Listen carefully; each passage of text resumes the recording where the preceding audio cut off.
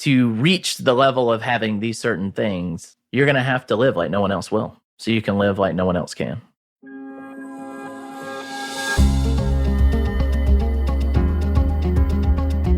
Welcome to the On Purpose Investor Podcast with your host, Eric and Tiffany Vogel. We spent several hard years building a rental property portfolio so we could have more time with our family and live our ideal life. Finding your path can be difficult, so we're here to help guide you along the way with lessons, tips, and tricks to design and implement your dream life through real estate investing. Now sit back, turn up the volume, and get ready for this episode of the On Purpose Investor. Welcome back, Pathfinders, to show number 4. Where today we're going to be talking about how is being cool worth being broke. And when we talk about being cool, we're talking about fitting in, being hip with the times, having the newest things, making sure when that iPhone 28 comes out, you're the first one with it. You waited in the camper overnight at the Best Buy to make sure you got it. But is being cool and having those new things, is it worth being broke? So that's what we're going to talk about today. So we'll start out by talking about and asking, is it wise financially to make those decisions to have the newest things? A lot of people will get tired of their cars. Probably, if you Googled it, you might see that on average, people probably only keep their new cars 2 to 4 years, would be my guess. And when you have a new house, the average is probably, 7 or 8 years? 7 years. In a new house before you become tired with it. You get the itch that you want something new, you want something better, or you want something more compact. It's the human nature to grow tired of something. Most often when people go to get a new car, because maybe the new trim model came out, or maybe the body style changed on something, and you just got to have it. What people often do, and what I have absolutely done, was I just take my car to the dealership and trust that they're going to do me right and give me a great value on my old car and trade up into the new one. And what often happens there is, you're not just trading in your old car for a new one, you're rolling in some negative equity from that old car. You owe $20,000 still on your old Camaro, and you trade in for the new Camaro, but the problem is they're only going to give you the value of $15,000 for your old one. So now there's $5,000 left over that they are so happily going to just roll into the new one. And that's your negative equity. And it's easy to start a snowball in that direction. And then you decide you got that new Camaro and now you're a family person and you got to buy a Tahoe. And so you can fit all your kids in the back. And so you trade in that Camaro for the Tahoe and now you're $10,000 upside down. And it's just so easy to get caught up in that snowball of trading in, rolling negative equity just to stay cool. Sometimes it's a necessity and you have to do it, but ask yourself, are you doing it to stay cool? Yeah, I think it boils down to the motivation behind the purchase. We had a child recently, and I am looking forward to my minivan. And I know some people are vehemently against them, but I feel like car doors and kids, if it slides, I got a much less chance of having to pay someone for a ding door in the parking lot. So minivan is on my top list of our big next purchase. But I'm not going to trade in my Corolla at this time. We have one son, and he fits in my car perfectly fine. The big struggle is when we want to go somewhere with the son and the dog. We've got a 50-pound German Shepherd Lab mutt, and he pretty much sits on top of the baby in the back seat, and it turns into a love fest of doggy kisses. But at this point, we can make do with what we have. It's not very often that we take both the dog and the baby in my car. We've got room in Eric's car, and it's something I want, but it's not something I need right now. And we have other things that we want more for our family and our life, and a lot of that's focusing on travel and experiencing other things. So for now, we're going to stay with the Corolla, ride it out a little bit longer, and in time, I will upgrade and get my minivan, but it's not something that's going to happen probably until we have another kid, because that's when it really will become a true necessity. So you'll say that your decision to get the minivan is coming solely on utility and not appearance. Right. Yeah. I think if we have 2 kids in the backseat of a Corolla, there's not really any room for me to take the dog if I need to take him to the vet. And a lot of times I do have to take him to the vet 45 minutes away from home, but it's 5 minutes from my mom's house. So I would take the kids, leave them with mom, take the dog to the vet, but there's no way for me to transport 2 kids and the dog that 40 minutes to mom. So at that point, I would either have to take your car and then you'd have to take mine, which is obviously not a big deal, but it would just be easier. And even still would not be a necessity at that point, but it would be something I want. And at that point, the need would be big enough for me to be willing to spend the extra money to trade in my car. Would you say that people want to buy these new things for an appearance factor? I don't know. Why did you want to buy these things? Like your Camaro? I wanted to be cool. I wanted to be that new teacher that was driving the Camaro. He's a cool, hip teacher. He's got a Camaro. Well, they did think you were the cool, hip teacher. They talked about that car for years after you got rid of it. Yeah, I miss it still. Okay. But the thing is, I have accepted that what I have doesn't dictate who I am. I don't need a big, flashy, fancy car to say to people I don't know and don't care about that I am a someone. I want to matter to the people I care about, and I don't need things to matter to them. When it drives me into asking this posing question, when you do buy these things, when you get the new car, the newest iPhone, when you get the newest streaming service that comes out, who knows what's coming next, but are you jonesing for the newest things? Like the metaverse. Do you need to be in the metaverse like right now? Or are you willing to wait and see if it actually does anything? Or Right. And if you have enough money that you can throw money away and you wouldn't really miss it, and you're willing to gamble on something, investing in the metaverse might be something you want to do. I know nothing about the metaverse other than it reminds me of Ready Player One, which if it turns out to be that, I would absolutely invest in the metaverse. Did you learn nothing from that book?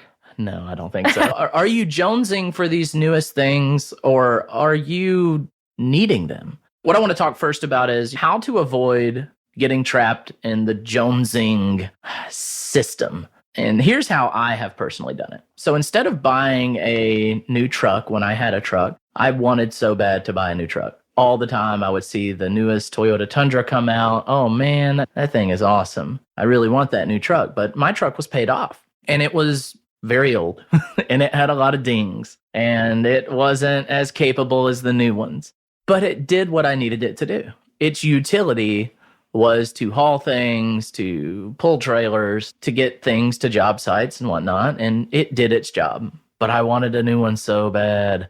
So what I do, I repurposed it. I gave it a new look for myself. I wanted something new just to feel like I was in something new. So I put new car seat covers on it. I put a new steering wheel cover on it. I upgraded the radio, and I put this $400 or $500 into my truck that made it feel new to me. And because it made it feel new to me, I satisfied that urge to get something new. But I also had to have a conversation with myself. If I buy this new truck, am I really going to be using it to its maximum potential? And I didn't think I would. So I never bought that new truck. And then later on, about 6 months to a year after I did all those upgrades to my truck, made it new, Tiffany and I had a change in our life that I was not going to be working on job sites anymore. I had made a purposeful decision after Tiffany and I talked about our vision and where we were headed and where we were going, that I didn't need to be at those job sites anymore. I didn't need to be the one picking up lumber. I didn't need to be pulling those trailers. I needed to be focusing on writing our book. I needed to focus on this podcasting. I needed to focus on our family more, because this is the time we made that decision is when our son was born, a little before that actually. And that decision drove me to sell the truck and buy something more family focused, something I would enjoy that could not haul big materials, could not haul a trailer. And so I went with a Honda CR-V. And that was a perfect utility vehicle for me, because I play in a band at church and I play in the Army band. So I needed to be able to carry equipment here and there for my music stuff. So it would fit a tuba, it'll fit a guitar. I think it could even fit a drum set, but it's not going to be pulling tons of stuff to job sites. Except when you put trim on the roof and are so excited in front of Home Depot, ratchet strapping some trim to the roof of your CR-V. So when I built out the podcast studio here at our house, I did, in fact, do all of that work myself. It was a passion project for me. And I had to get sheetrock here. I had to get trim and doors. And so, yeah, I could easily have been spotted in front of the Lowe's, ratchet strapping materials to the roof of my CRV. Yeah.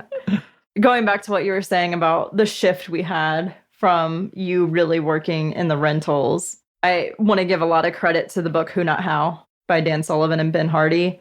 That really shifted our mindset into, for us to pursue the things in life that we want, we have to be willing to find the who's to fix the things in our properties and not having us doing it. Eric does still swing the hammer a little bit on projects around the house, especially because it's what he enjoys. But we really have shifted from doing the work ourselves to having someone else do it. Yeah, absolutely. I want to go back to talking about how not to Jones. We talked about the truck and repurposing it, giving it a new look. So it's very easy to get caught up in the cell phone craze, the newest phones coming out, all this fun stuff that's happening. Yeah, I've been wanting the new Google Pixel 6, but I have the Google Pixel 4, and my wife has reminded me, hey, it still works. You're good. Yeah, her phone is like on its last leg, and we finally said, okay, time for you to get a new one. I think hers is 3 or 4 years old.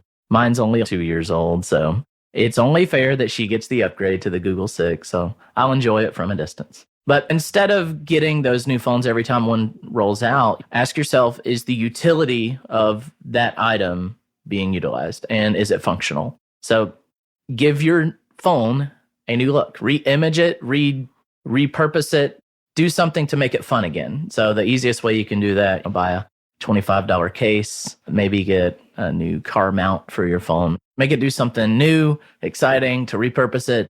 Instead of spending that $1,000 for a new phone, spend $20 to $30 and give it a new look. So that's why you just got a new phone case. That is exactly why I got a new phone case. I try to practice what I preach. Yes. I think at the end of the day, it all comes down to the motivation and why you are making the decisions and purchases that you are. Are you masking frustration and pain in your life by having these things? Is it something that you think will make you liked by other people? There's really digging into the motivation behind it. Will buying this thing really bring you joy? And is it something you really want? Does it help you achieve your why and push you on your path to achieve the bigger things in life? Or is it something that you're buying to make your path easier? So it's going to help you reach your why. But if the purchase is just to impress someone or give you that temporary satisfaction, but it's not one of your top 10 things or something that will really help you reach your goals, you should really consider, is it worth spending that money?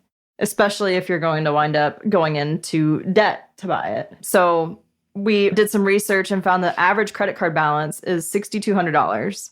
And if you made the minimum payment of $250 a month with a 20% interest rate, which I think is pretty generous, you would be looking at 12 and a half years to pay off that credit card and $4,300 in interest.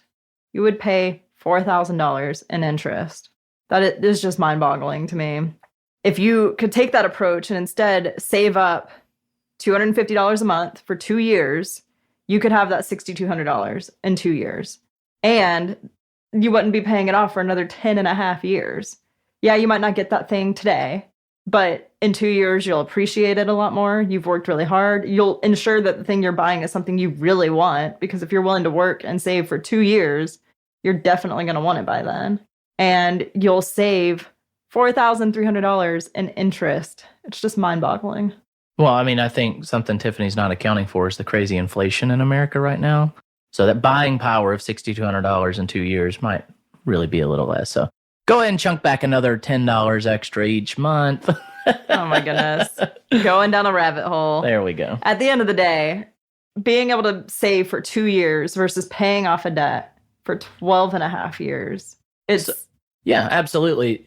Something that I see just in general, when I was in the teaching field, what I saw a lot of from kids was comparing to each other. Do you have the newest clothes? And I saw this when I was in high school. Are you wearing Abercrombie and Fitch, or are you wearing Faded Glory, which was, I think, the Kmart special? That's what I wore. But I always wanted to wear Abercrombie because I wanted to fit in. I wanted to be cool. But my parents couldn't afford it, and that's okay. I admire that they kept us clothed and fed. So we met the necessity of it. The utility was achieved. So delayed gratification is something that I think we can all really steer toward.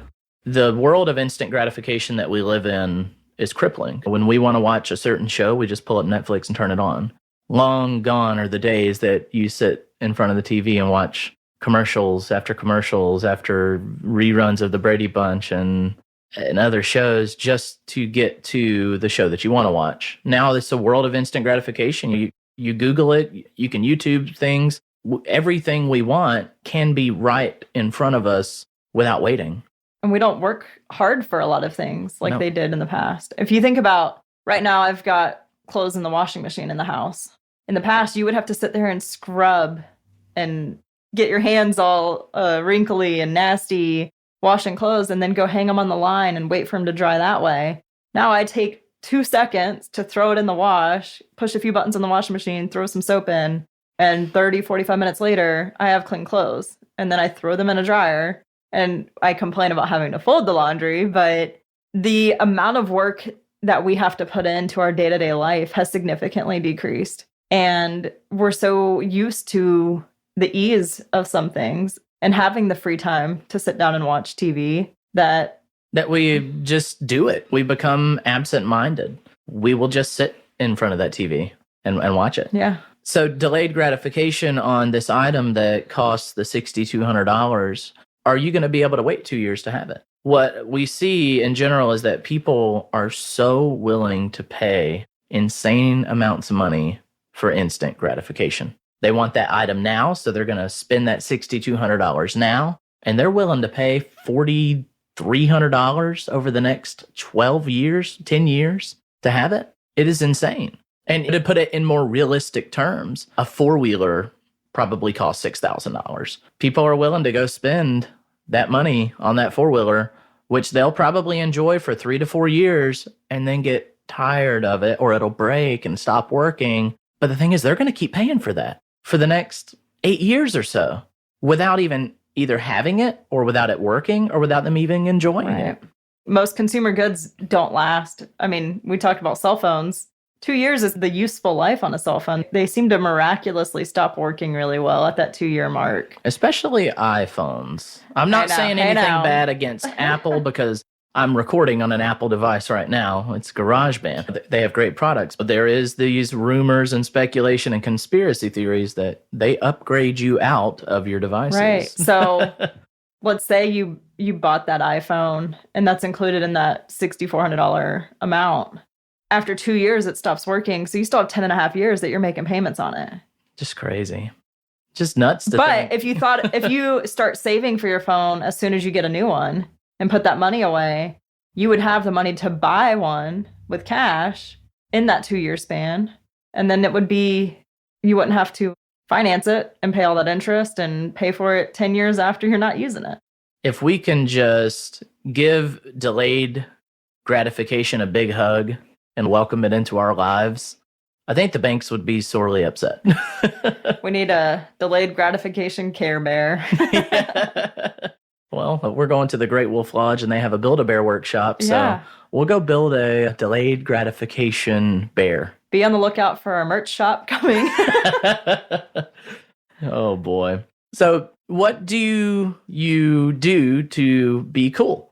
In my life, I have found that being cool has nothing to do with what I have or what I do for other people or what I do to impress other people. It has nothing to do with anything. How I feel cool is what I think about what I'm building for my family, for our future children, our child now.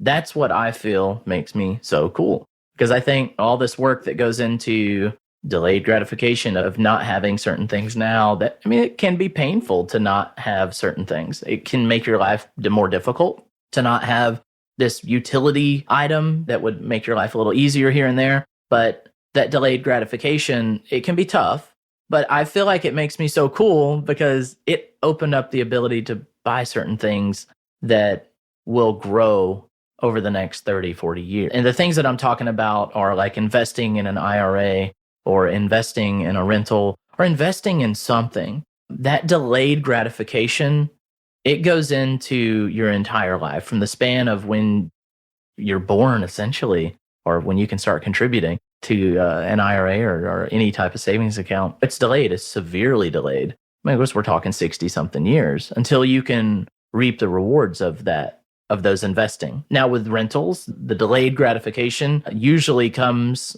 a lot sooner than a retirement account of sorts, because you can start capitalizing on the return of cash flow as soon as it's rented. But even over time, that gets sweeter too, with the cost with rent growth and with loan pay down, and eventually that house is paid off, and boom, you're making a lot more cash flow when that happens.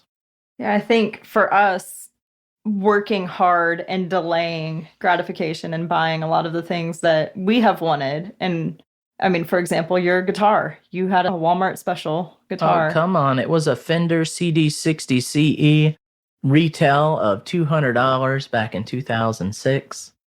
I bought it with the very first paycheck I ever made working at a vet. And I was so proud of that. And we finally upgraded you. Well, yeah, I finally bought a new guitar. I now have a Taylor 714E.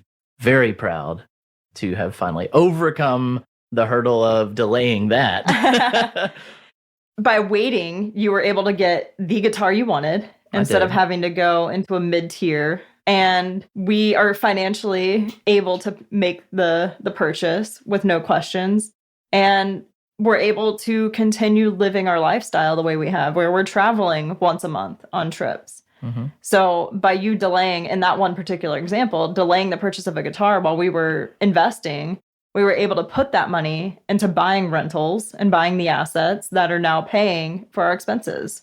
And the bank doesn't get to capitalize on our inability to delay gratification. Yes.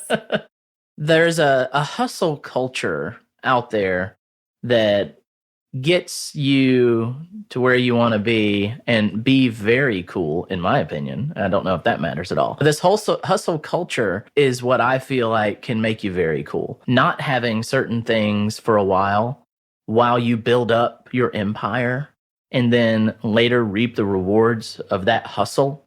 That's what I feel makes you incredibly cool, personally. There's almost, I think, a competition at times for who has the crappiest car in our circles. Oh, yes. In our circle, I mean, everyone we spend the most amount of time with in our investing circle, they're worth millions each, and they all drive $8,000 or less. Some of them much less cars. And it's not about what you drive. It seems to be a commonality between people are wealthy or building wealth or reaching toward having wealth. There's a commonality of what is the utility of what I'm buying? What is the utility of it? Is it serving a purpose? Is it good at serving that purpose? And if it is, so be it. I'm good with it. It all reminds me, one of our friends' daughters at high school, they had a spirit week. And one of the days was dress up like a millionaire. And she showed up in, I think, shorts and a t-shirt. And flip-flops. Yeah. And everyone else was in their suits and looking very professional. And it's comical because your typical millionaire, quote unquote typical, is generally not someone in a fancy suit with fancy cars. They're the neighbor next door, The Millionaire Next Door is a great book to give you some insight into the fact that there are millionaires out there who aren't dressing flashy. We were talking the other day. I think we were watching the Joe Millionaire. Joe Millionaire. My garbage TV. And they're saying, this one guy's worth $10 million and this other guy is not. And we just look at each other and say, what benefit is there to advertising your worth like that? I don't know. Good TV. Well, yeah, I guess TV, bad TV. I don't know. It just doesn't sit right with me that someone's advertising that they're $10 million in net worth and that's how they're going to catch this girl. It's what is your worth? How do you define your worth? Is it in the things that you have and that you're able to show people, or is it something internal? And I think over the last few years, there's really been a shift in our life of not worrying about the things that we have. And it's more about what we have in our hearts and how we spend our time. That's more important. Yeah. And if having the newest iPhone or the newest Android or the newest model of Camaro, vehicle, whatever it is, if that's what truly motivates you and drives you and makes you happy, and it's on your top 10 list, then delay that gratification until you can purchase those things without it affecting your daily life, without it affecting your ability to do the other things on your top 10.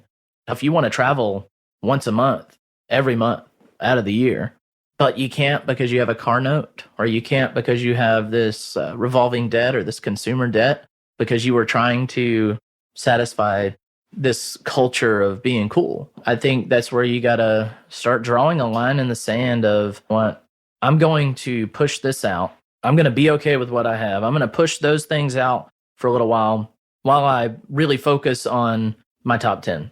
While I really focus on the other things in my top 10 that are going to create the freedom to enjoy the things that I like without it really affecting me. Yeah. The average new car payment is $570 a month. Oh boy. If you think about if you had that kind of a car payment, could you afford to travel? Maybe not every month, but every other month.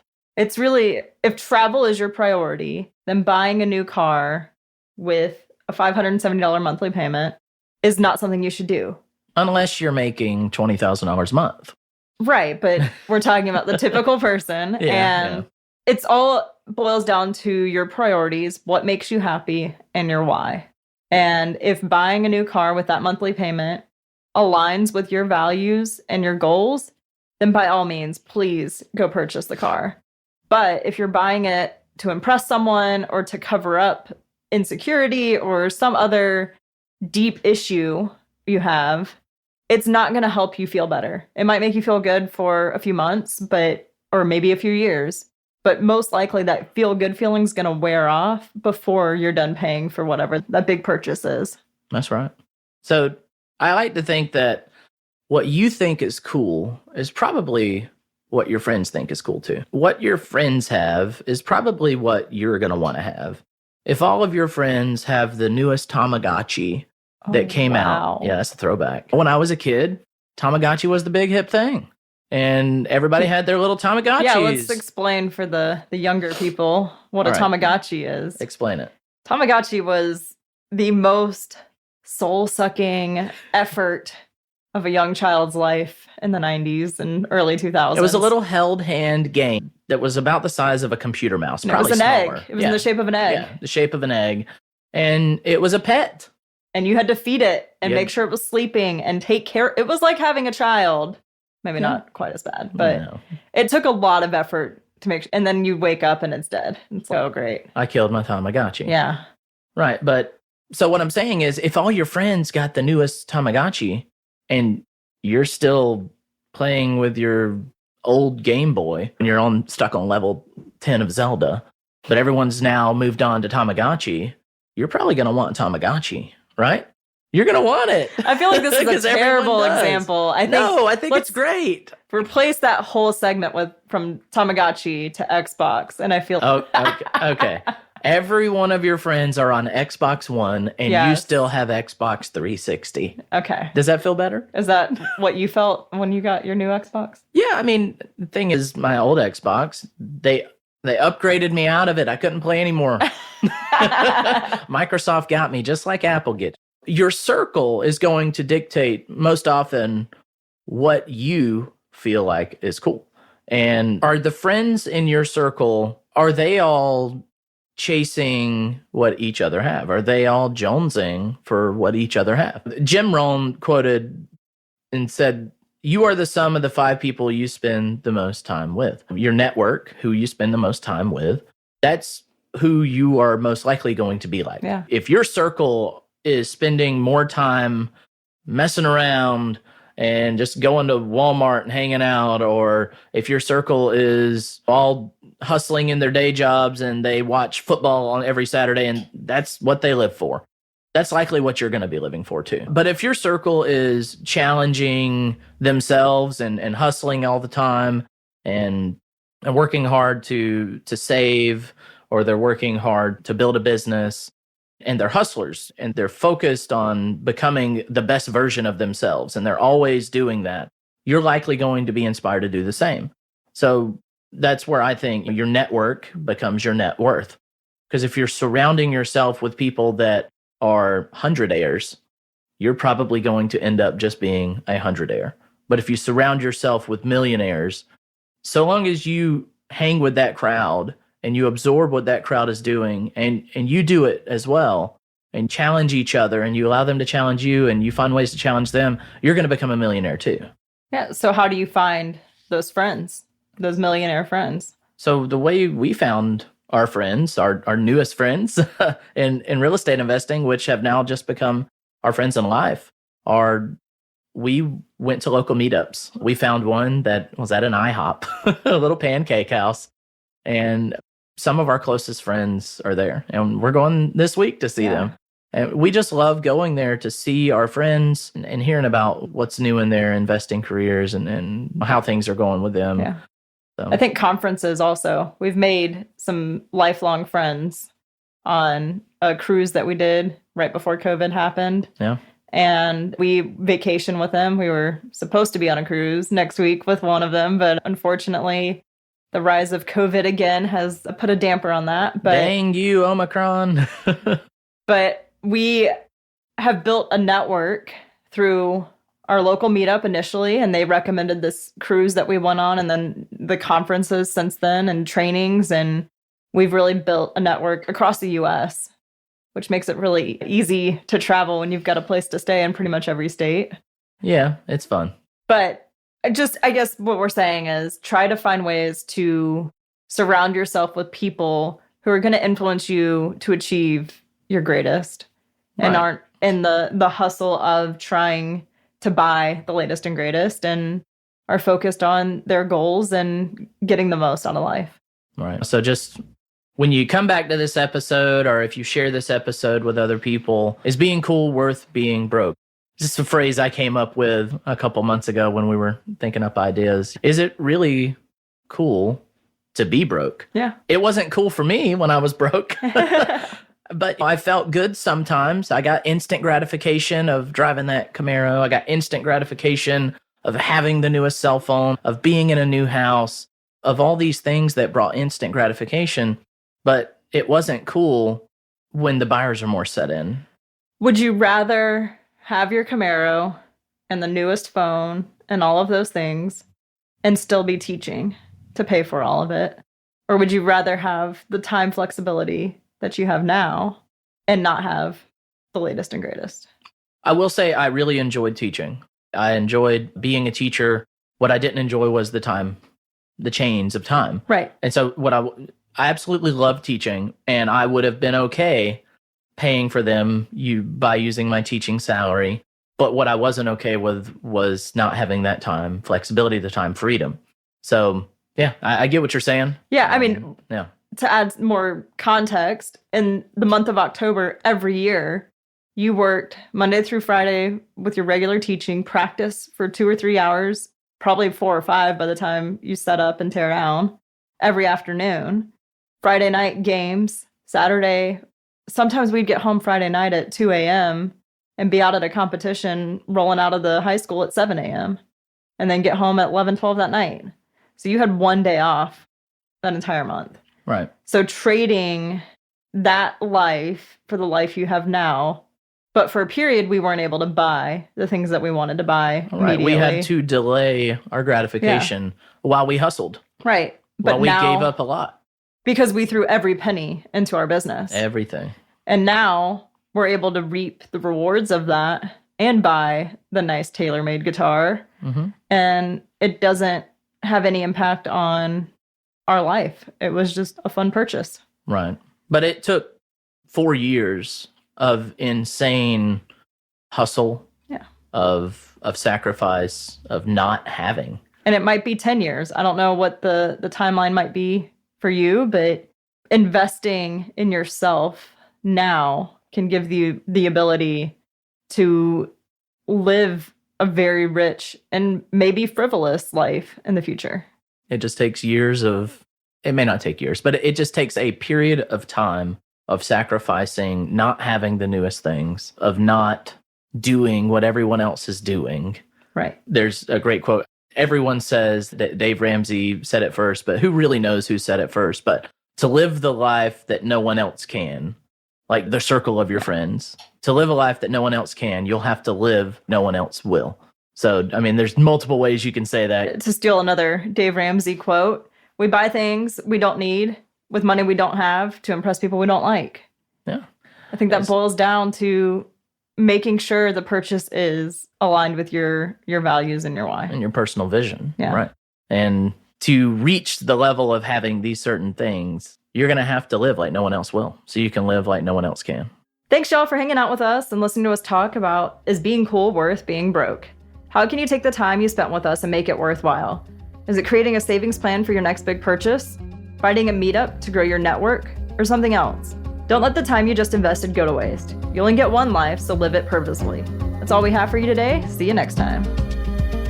Are you ready to discover and build your dream life? Then it's time to become a Pathfinder. Head over to onpurposeinvestor.com and sign up for our newsletter to get tips and tricks to help you find your path and get the latest from our blog. If you haven't already, we'd really appreciate an honest review on your favorite podcast app. If you're enjoying this show, share it with friends, family, and fellow investors. See you next time at the On Purpose Investor Podcast.